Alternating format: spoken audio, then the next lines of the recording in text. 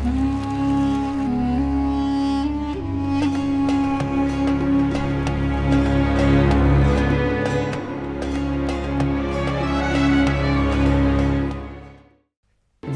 की तो पहचान ही है हिंदू और हिंदुत्व। चुनाव कोई भी हो, बीजेपी कभी अपना हिंदुत्व राग नहीं छोड़ती है। यही वजह है कि कभी राम के नाम पर चुनाव लड़ने वाली बीजेपी ने इस बार के चुनावी महाभारत में भगवान श्री कृष्ण का राग छेड़ दिया। हमने कहा था अयोध्या में प्रभु राम का भव्य मंदिर निर्माण का कार्य प्रारंभ कराएंगे। मोदी जी ने कार्य प्रारंभ करा दिया है ना, खुश हैं? अयोध्या में राम मंदिर बनने से खुश हैं सभी लोग। और अभी काशी में भगवान विश्वनाथ का धाम भी भव्य रूप से बन रहा है, आपने देख लिया ना। और फिर मथुरा वृंदावन कैसे छूट जाएगा, वहां पर भी काम भव्यता के साथ आगे बढ़ चुका है। सूबे के मुखिया योगी आदित्यनाथ के इस ऐलान के बाद से ही एक बात तो साफ हो चुकी है कि बीजेपी इस चुनाव में भगवान श्री कृष्ण का नाम लेकर सपा को घेरने का कोई मौका नहीं छोड़ने वाली। और ये बात एक बार फिर साबित हो गई जब अलीगढ़ पहुंचे सीएम योगी ने भगवान कृष्ण का नाम लेकर अखिलेश यादव पर जबरदस्त तंज मारा। हमारे सपने में आए थे भगवान कृष्ण ने, कह रहे थे आपकी सरकार बनने वाली है। और उनके सपने में भगवान कृष्ण आ रहे होंगे और कह रहे होंगे जो कार्य तुम नहीं कर पाए वह बीजेपी की सरकार ने कर दिया है। दरअसल कुछ ही दिनों पहले बीजेपी सांसद हरनाथ सिंह यादव ने सीएम योगी को मथुरा से चुनाव लड़ने के लिए बीजेपी के अध्यक्ष जेपी नड्डा को एक पत्र लिखा था और कहा था कि मुझे खुद भगवान श्री कृष्ण ने यह पत्र लिखने के लिए प्रेरित किया है। बस इसी बात का जिक्र जब मीडिया ने सपाई मुखिया अखिलेश यादव के सामने किया तो उन्होंने तपाक से बोल दिया कि रात में मेरे सपने में भगवान श्री कृष्ण जी आए थे और कह रहे थे कि आपकी सरकार बनने वाली है और एक दिन नहीं आते, रोज आते हैं और ये कहते हैं कि सपा सरकार आने वाली है। रात में हम पे आए थे, रात में हमारे सपने में आए थे भगवान कृष्ण जी, कह रहे थे आपकी सरकार बनने वाली है। और एक बार नहीं आए, हर दिन आते हैं, हर दिन। कोई दिन ऐसा नहीं जिस दिन भगवान हमारे सपनों में ना आकर के कहते हो कि आपकी सरकार बनने जा रही है। अखिलेश यादव ने जैसे ही भगवान श्री कृष्ण के सपने में आने की बात कही, उनके साथ मौजूद लोग जहां हंसने लगे तो वहीं अलीगढ़ के दौरे पर पहुंचे सीएम योगी ने यहीं के सियासी मंच से अखिलेश यादव को करारा जवाब दिया। उन्होंने कहा, कुछ लोगों के सपने में आकर श्री कृष्ण जी कह रहे होंगे कि अपनी नाकामियों पर अब तो रो जाओ, जो काम तुम नहीं कर पाए वो बीजेपी की सरकार ने कर दिया है।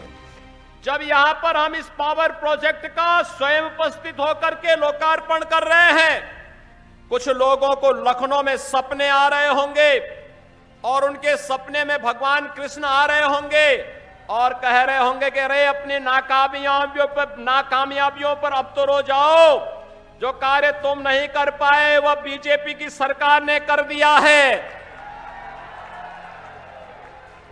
भगवान कृष्ण आज उनको कोस रहे होंगे और इसलिए कोस रहे होंगे क्योंकि भगवान कृष्ण ने उनको यह भी जरूर कहा होगा कि जब तुम्हें सत्ता मिली थी तब मथुरा, वृंदावन, बरसाना, गोकुल, बलदेव के लिए कुछ नहीं कर पाए, लेकिन वहां पर कंस को पैदा करके जवाहर बाग की घटना जरूर करवा दिए थे। यानी ये हरकतें थी पिछली सरकार की। सीएम योगी ने जब अखिलेश पर हमला बोलना शुरू किया तो लगे हाथ 2016 में तत्कालीन सपा सरकार के दौरान मथुरा में हुए जवाहर बाग कांड की भी याद दिला दी, जिसमें एसपी सिटी मुकुल द्विवेदी और इंस्पेक्टर संतोष यादव की हत्या हो गई थी। वहां पर कृष्ण से मतलब नहीं, उनको भगवान कृष्ण से मतलब नहीं था, वे तो कंस के उपासक थे और कंस को ही पैदा भी करते थे। और तब वही कंस जब पैदा होते थे तो जवाहर बाग की घटना भी घटित होती थी, जिसमें एसपी सीटी मुकुल द्विवेदी भी शहीद हुए थे। भाइयों बहनों, आज मैं आप सबसे कहने के लिए आया हूं, 2012 से 17 के बीच पहला दंगा कहीं हुआ था, उसी मथुरा की धरती में कोसी कला से प्रारंभ हुआ था। जवाहर बाग की घटना उसी मथुरा जिले में हुई थी।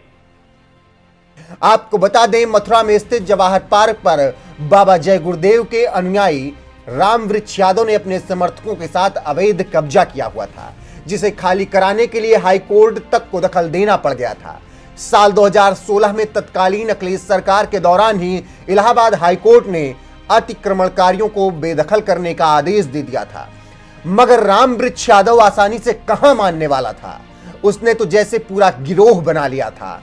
इसीलिए जब पुलिस कब्जा खाली कराने गई तो इसी जवाहर बाग में पुलिस और रामवृक्ष यादव के समर्थकों के बीच जबरदस्त मुठभेड़ हुई, जिसके बाद यह खबर आई कि इस मुठभेड़ में कई लोगों की मौत हुई, जबकि मुख्य आरोपी इसी आग में जलकर मारा गया। मुठभेड़ के बाद पुलिस ने रामवृक्ष यादव के शिविर से 47 बंदूक, 6 राइफल और 179 हथगोले बरामद किए थे।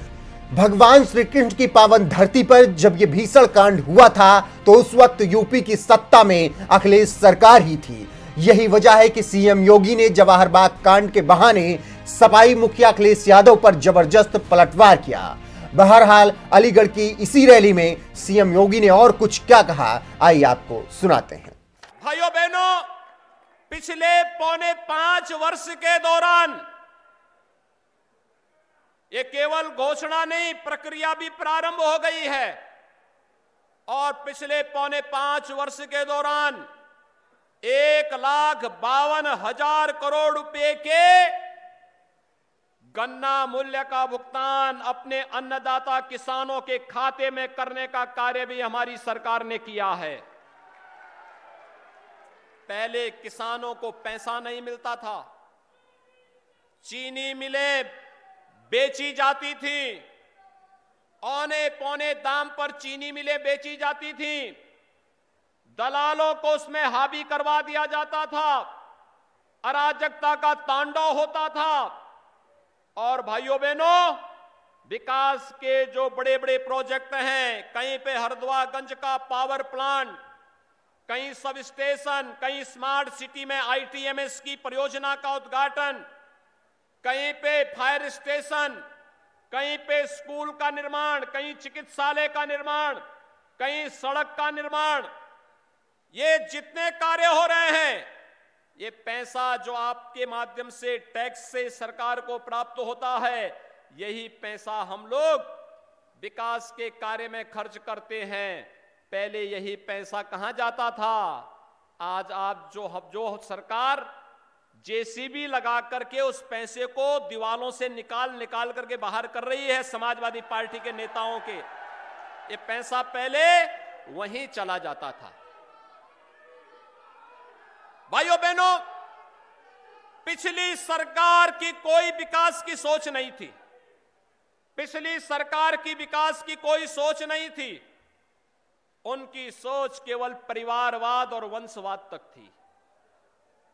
अपने परिवार के बारे में सोचते थे, अपने वंश के बारे में सोचते थे, पैसा लूटते थे और लूट का पैसा फिर ऐसे ही दीवार चिन चिन करके बना करके जमा करके रखते थे और फिर वक्त आने पर उनको प्रदेश में दंगों को कराने में, भड़काने में, गरीबों की संपत्ति को लूटने में उस पैसे का ये लोग दुरुपयोग करते थे। ये तो सब जानते हैं। आज सरकारी संपत्ति पर, गरीब की संपत्ति पर, किसी शरीफ और ईमानदार व्यक्ति की संपत्ति पर, किसी व्यापारी की संपत्ति पर कोई कब्जा नहीं कर सकता, कोई नहीं कब्जा कर सकता, क्योंकि जो कब्जा करेगा पीछे से राज्य सरकार का बुलडोजर भी तैयार बैठा रहता है। उन्हें मालूम है कि अगर गलत करेंगे तो राज्य सरकार ऊपर से बुलडोजर चलाने का कार्य करेगी, और बुलडोजर चलने में किसको सबसे ज्यादा परेशानी होती है? या तो दिल्ली में बैठ करके इटली की चिंता करने वाले भाई बहन को, या फिर सेफई में बैठ करके बबुआ को चिंता होती है बुलडोजर क्यों चल रहा है, और कभी कभी बुआ को भी परेशानी होने लगती है कि आखिर ये बुलडोजर इन माफियाओं पर क्यों चल रहा है। उनकी चिंता गरीब को मकान मिले, गरीब को बिजली मिले, गरीब को शौचालय मिले, नौजवानों को मोबाइल और स्मार्टफोन मिले, ये नहीं। उनकी चिंता तो माफिया और अपराधी है। उनकी चिंता माफिया और अपराधी है। वे इस बात के लिए चिंतित रहते हैं, आखिर हमारी सरकार में प्रधानमंत्री मोदी जी के नेतृत्व में आज हाईवे बन रहे हैं, एक्सप्रेसवे बन रहे हैं, पावर प्लांट लग रहे हैं, एयरपोर्ट बन रहे हैं। बहुत जल्दी आपका अलीगढ़ का एयरपोर्ट भी बनकर के तैयार होने वाला है। अलीगढ़ में विश्वविद्यालय राजा महेंद्र प्रताप सिंह जी के नाम पर पहले यह स्थापित किया जा चुका है, शिलान्यास हो गया है, कुलपति की नियुक्ति भी हो गई है। नए सत्र में विश्वविद्यालय कार्य भी करना प्रारंभ कर देगा। मेडिकल कॉलेज की एक लंबी श्रृंखला खड़ी की गई है। भाइयों बहनों, ये पैसा पहले कहां जाता था? आज गरीब के लिए मकान बन रहे हैं। 43 लाख गरीबों को एक एक आवास दिया गया है। 2 करोड़ 61 लाख गरीबों को एक एक शौचालय दिया गया है। 1 करोड़ 28 लाख परिवारों को निःशुल्क विद्युत के कनेक्शन दिए गए हैं। 1,21,000 गांवों में बिजली की लाइन बिछाई गई है। भाइयों बहनों, प्रदेश वही, प्रशासन वही, सरकार बदलने से कैसे परिवर्तन होता है, विकास किस स्पीड के साथ दौड़ता है, ये डबल इंजन की सरकार का यही डबल लाभ होता है।